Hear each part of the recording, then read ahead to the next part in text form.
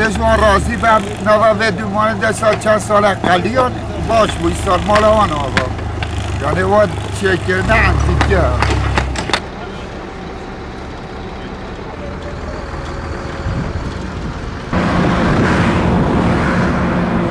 Sizin bu çalışmalarınızdan dolayı teşekkür ediyorum. Ben 2 dönemdir burada muhtarlık yapıyorum. Benim mahallem toz toprak içinde çok kötü durumdaydı. Derimiz sağ olsun bu seneki belediye başkanımız tarafından talimat verildi. Şu an altyapı olarak bitmek üzere. Parkemde %5 civarında kaldı. Bu hizmetler devam ediyor. Hizmetten dolayı hepinize ayrı ayrı teşekkür ediyorum.